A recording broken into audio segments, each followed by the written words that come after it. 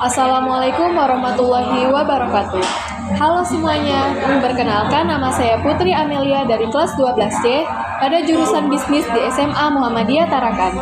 Di video kali ini, saya akan menjelaskan secara ringkas makalah yang telah saya susun dengan judul Pengaruh Perusahaan Multinasional Unilever Indonesia dalam Perspektif Neokolonialisme.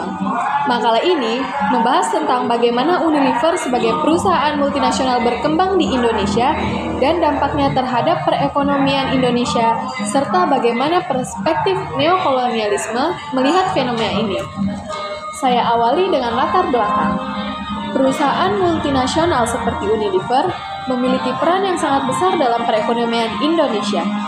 Mereka tidak hanya menciptakan lapangan pekerjaan, tetapi juga membawa investasi asing. Namun di sisi lain, ada anggapan bahwa keberadaan perusahaan multinasional dapat mengarah pada bentuk kolonialisme ekonomi yang biasa disebut dengan neokolonialisme. Oleh karena itu, penelitian ini dilakukan untuk memahami sejauh mana pengaruh Unilever terhadap Indonesia. Selanjutnya, rumusan masalah. Yang pertama, bagaimana profil Unilever Indonesia? Yang kedua, bagaimana Unilever mengembangkan perusahaannya di Indonesia? Yang ketiga, apa saja dampak positif dan negatif pengaruh perusahaan terhadap perekonomian Indonesia? Dan yang keempat, bagaimana perspektif neokolonialisme dalam melihat keberadaan Unilever? Selanjutnya, kita masuk ke pembahasan. Yang pertama, profil Unilever Indonesia. Unilever Indonesia adalah bagian dari Unilever Global yang bergerak di industri barang konsumsi. Perusahaan ini didirikan pada tahun 1933 yang telah menjadi salah satu pemain utama di pasar Indonesia. Produk-produknya meliputi kebutuhan rumah tangga, makanan, minuman, produk kecantikan seperti Rinso, Sunsilk, Pepsodent, dan lain sebagainya. Yang kedua, bagaimana bisnis Unilever berkembang di Indonesia? Unilever menggunakan berbagai strategi untuk mengembangkan bisnisnya di Indonesia. Antara lain yang pertama, investasi dan ekspansi. Unilever terus memperluas produknya di Indonesia untuk meningkatkan produksi. Yang kedua, strategi pemasaran.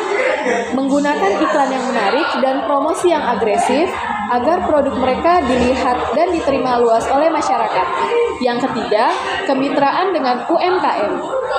Bekerja sama dengan usaha kecil dan menengah untuk memperluas jangkauan distribusi. Dan yang keempat, keberlanjutan dan CSR. Unilever merupakan program keberlanjutan dan tanggung jawab sosial untuk meningkatkan citra perusahaan di mata masyarakat. Yang ketiga, kita akan membahas dampak perusahaan multinasional terhadap perekonomian Indonesia. Yang pertama, kita akan membahas dampak positifnya. Yang pertama, meningkatkan investasi asing. Yang kedua, lapangan pekerjaan. Dan yang ketiga, transfer teknologi. Selanjutnya, dampak negatif. Yang pertama, ketergantungan terhadap perusahaan asing. Keberadaan perusahaan multinasional bisa membuat Indonesia bergantung pada investasi luar negeri. Yang kedua, dominasi pasar. Produk lokal sulit bersaing dengan merek global milik Unilever. Yang ketiga, eksploitasi sumber daya alam. Produksi dalam skala yang besar bisa berdampak pada eksploitasi sumber daya alam yang berlebihan. Dan yang keempat, keuntungan mengalir ke luar negeri. Sebagian besar keuntungan yang diperoleh Unilever akan dikirimkan negara asalnya, bukan hanya berputar di Indonesia. Dan pembahasan yang terakhir, perspektif neokolonialisme terhadap Unilever. Dalam perspektif neokolonialisme, Unilever dianggap sebagai salah satu alat negara maju untuk tetap mengontrol ekonomi negara berkembang, seperti Indonesia. Walaupun membawa investasi dan inovasi, perusahaan ini tetap mengutamakan kepentingan korporasi global. Dengan dominasi pasar yang besar, Unilever dapat mengendalikan pola konsumsi masyarakat Indonesia dan menghambat pertumbuhan industri lokal. Ini menunjukkan bahwa pengaruh perusahaan multinasional bisa menjadi bentuk baru kolonialisme ekonomi. Jadi kesimpulannya, Unilever Indonesia memainkan peran yang sangat besar dalam perekonomian nasional, mulai dari menciptakan lapangan pekerjaan, membawa investasi, dan meningkatkan daya saing industri. Namun, keberadaan perusahaan multinasional bisa memberikan dampak negatif, seperti dominasi pasar dan ketergantungan terhadap investasi asing. Dari perspektif neokolonialisme, pengaruh Unilever bisa dilihat sebagai bentuk kolonialisme ekonomi modern. Saran dari saya, yang pertama, pemerintah harus memperkuat regulasi agar perusahaan multinasional lebih banyak memberikan manfaat bagi perekonomian lokal. Yang kedua, masyarakat harus lebih mendukung produk-produk lokal agar industri dalam negeri bisa berkembang. Dan yang terakhir, perusahaan multinasional seperti Unilever harus lebih banyak berkontribusi dalam perkembangan ekonomi Indonesia secara berkelanjutan.